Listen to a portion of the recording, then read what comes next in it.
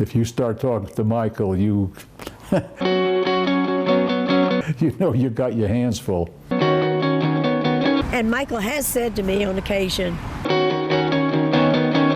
I never knew when I married Linda she was going to take over the world of Savannah. As individuals, they're remarkable. As a couple, they're a powerhouse. The Zollers began their lives together shortly after Michael finished his ear, nose, and throat training at Harvard Medical School in Boston. Linda had very definite ideas about the future.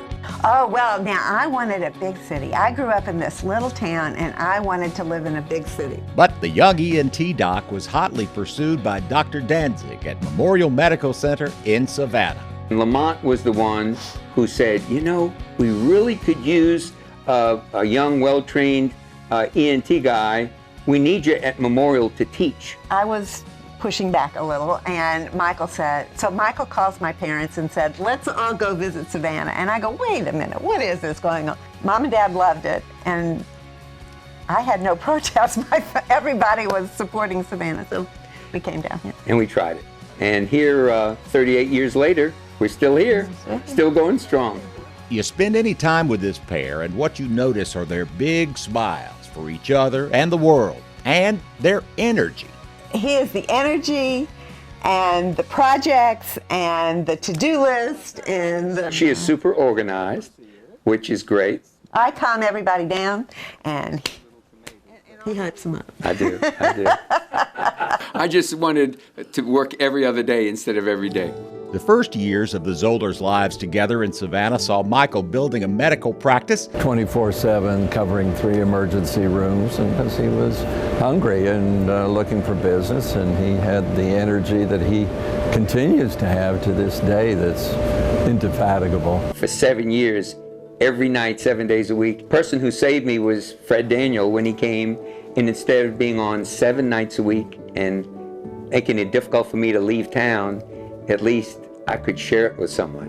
And Linda establishing a community presence. Linda, right from the start, has always had this the diversity of energy where she wanted to be involved with things. She wanted things to happen. She wanted to make it a better Jewish community. She wanted to make it a better community for everybody that was a citizen of the community. Linda credits the Junior League of Savannah with providing her first opportunities to organize projects, manage committees, run meetings, and support those who worked with her. And she became president of the Junior League and oversaw many projects. Helen and Linda and I have worked on many projects together. In fact, Helen and I are the visionaries, and we can't get our work done without Linda. And the moral support was just more you can imagine. They were our family. She waded in deep with the Ronald McDonald House project. When I was, I guess, the founding chairman of the Ronald McDonald House, and Marge Mazo and I had put in a grant request to the Junior League, well, my luck was that Linda Zoller was chairman. We did get the grant, and Linda Zoller was in charge of that, of putting that together for the Junior League.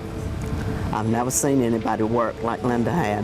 I think Linda has a network that serves her well. She's able to do many things because she's not alone.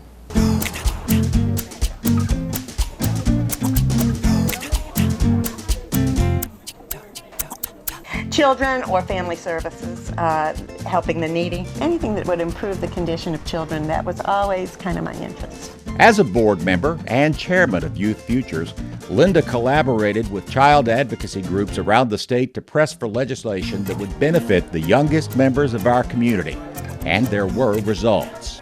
One of the best things that we did was we identified the fact that children who were 3 and 4 years old needed to be in an educational program. So we started something called a 4-year program, and our state, Georgia, eventually adopted that.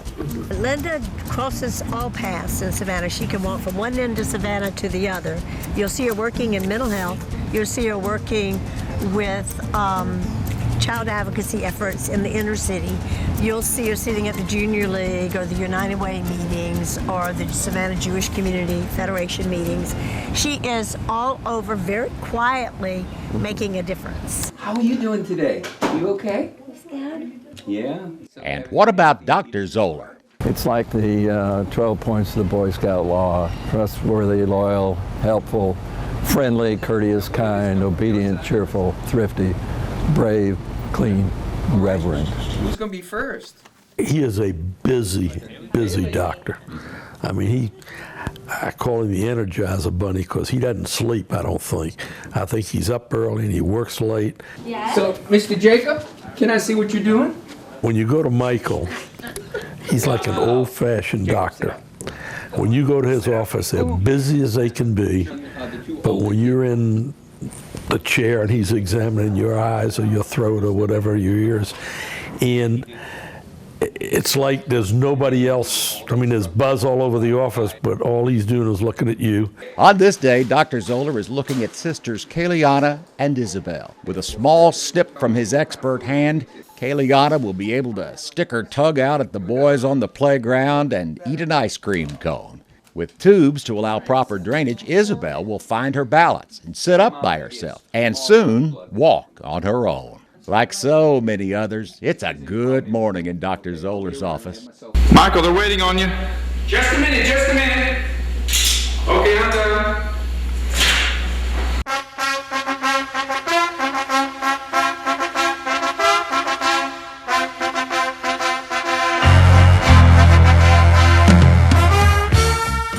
As if a full-time medical practice and leadership responsibilities on various medical society boards were not enough. Oh, he was Rocky. Rocky Balboa. We blared that song, Eye of the Tiger, and had Rocky Zoller come charging out into the ring, and his opponent was a 6-foot, 5-inch prize fighter, which of course Rocky Zoller knocked him out in round 1. It was just tremendous, and that energy that he brought to that kickoff, he kept it the entire campaign. The United Way campaign that year exceeded its goal with the highest per capita giving in the country. We really have since learned that if you want something done that's a major effort, go ask some of the busiest people you know, and they'll find a way to get it done. And I think Dr. Zoller really proved that to us, and we've used that model ever since. I want you to look over my shoulder. Now I want you to tell me what kind of fluid you think this is. At heart, Michael Zoller is a teacher. He mentors students. He's the head of the preceptor program, which trains high school students and pairs them with physicians. And Dr. Zoller's just been mentoring me and teaching me, basically showing me the ins and outs of the healthcare field. He showed me, what it means to interact with patients, how to have compassion with patients, how to treat, every patient the way that I would treat my grandmother. We're also glad that you came. And music. He loves opera and can claim to have had a hand in bringing the Met's baritone opera star Cheryl Mills to Savannah as a panelist for the American Traditions event. So taken was Mills with our town that he moved here with his wife Maria, and now 5 years later heads the Voice Experience program, training nearly 140 students with hopes for operatic careers. It's like an exploding flower, one of those petal flowers that you watch on time lapse and opens. Right. And that's what's happened to the program. Michael's the farmer. And my figs, and my banana tree. But his philosophy is plant it and don't do anything after that. Tomato. It's coming. Caring for the future, independently and as a team, is the frequent refrain we hear in the melody of life created by Michael and Linda Zoller. When Michael and Linda first got here, I think they took it as one of their missions in life to give back and to spread what knowledge and wealth that they could in the community in so many different and varied ways. Like he wanted to be successful in practice, and she wanted to create a home, and they wanted to educate their children. I think they wanted to be included in things in their community, and they worked at it. And they devoted the time to it, and they devoted the effort to it. And because they're so very, very bright and so very, very capable, they were successful in whatever they did. Michael's been involved with so many organizations, but I think Linda might even top him with the number of things that she has done. Between them, they have just been wonderful for Savannah, Chatham County. And the dynamic duo of community involvement. We love you, Linda. Yes, we do, Linda. We love you. We love you too, Michael, but we love Linda best. That's good. She said it. That's going on the screen. Whatever anybody says about Michael and Linda Zoller, they will have the last word about the love they have for this community. Most people don't realize the opportunities and what you can do in a town this size versus a bigger one, and how rewarding that can be. You can make a much bigger difference in a town like this for people like us. But here we can do things that we wouldn't do elsewhere, and it's just nice. It is, it is. Linda and Michael Zoller are laureates in the Junior Achievement Savannah Business Hall of Fame.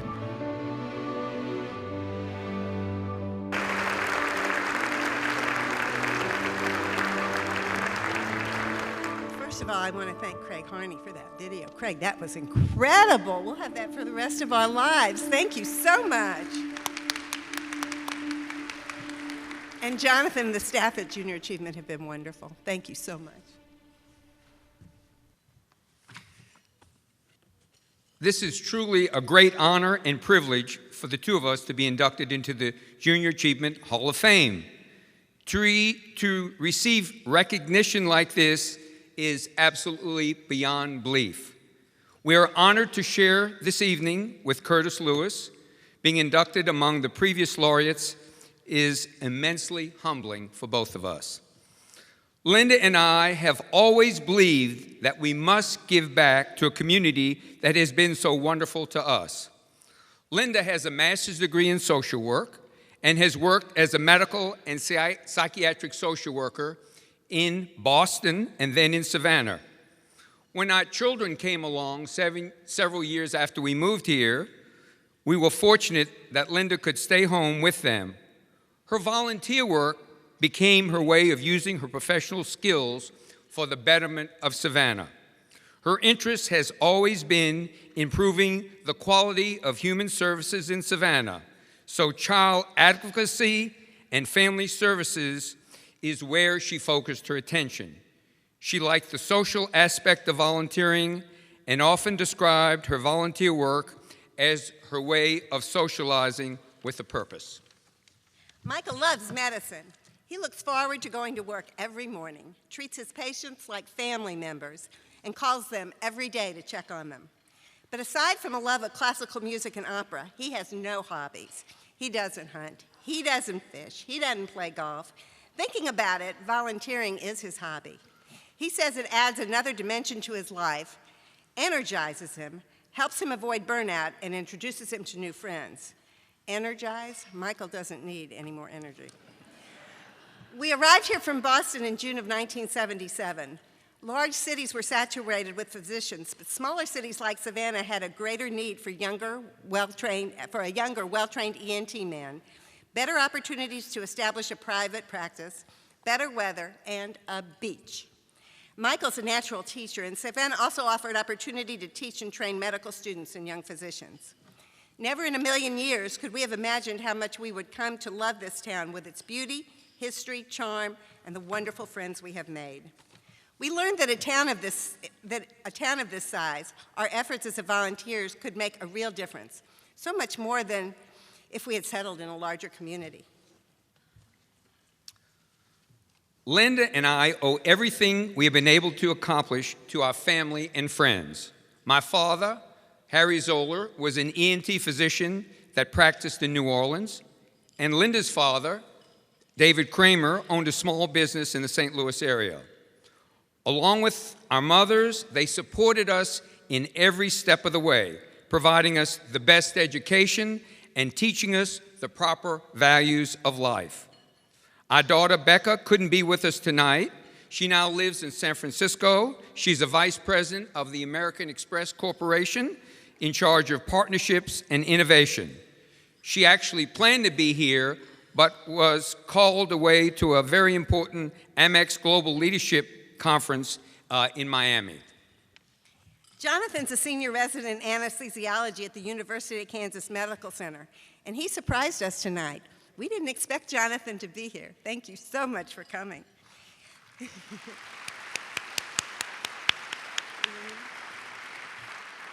He and his adorable wife-to-be, Stephanie, who is working in marketing at Intune Solutions in Kansas City, are getting married in 4 days. We have lots of good things happening this week, don't we? It is just fabulous. Our son-in-law, Eric, is here representing Becca. Eric is an entrepreneur, CEO, and co-founder of Volano Vascular, a company developing technology to reduce pain in blood draws in children. We can't begin to thank you, Eric, enough for being here tonight.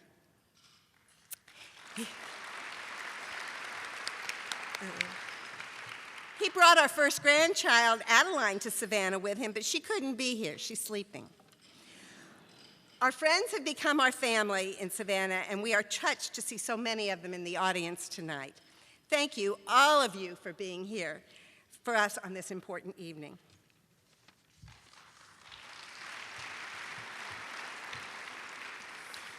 To receive an honor like this in this city we love, and one that's been so wonderful to us, is beyond belief. Linda and I cannot begin to thank the Junior Achievement for this recognition and for this special evening that we will never forget. I wish I'd had Junior Achievement when I was growing up. Medical school and residency did not prepare me for the business side of going into a medical practice. I was very fortunate that my father-in-law was retired at the time, and he was an astute businessman, and he actually came to Savannah and helped me establish my practice. In the last 38 years, Ear, Nose, and Throat Associates has grown from 1 doctor, me, to 5 physicians, a physician assistant, 4 doctors of audiology, a surgery center, and 6 satellite offices. None of my community work could have been done without the support of my partners. Fred Daniel, who's been with me for over 30 years, Stephen Rashley, William Moretz III, and Brad Rawlings. I cannot thank these physicians enough for covering my patients so I could volunteer in the community. Junior Achievement is a vital force in this community. It uses volunteers as a role model and positive examples to reach out, prepare, and educate young people for the world of business. It teaches them the values of work readiness and the importance of staying in school and getting a good education.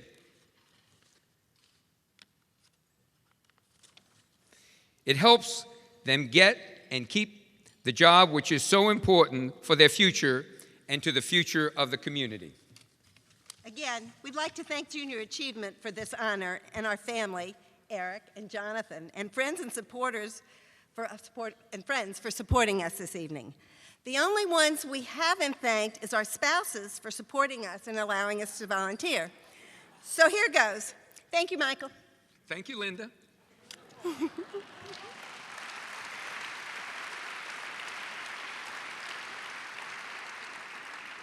And here's to Savannah, which has made all of this possible for us. What a special, memorable evening. We will never forget it. Thank you all so very much. Thank you.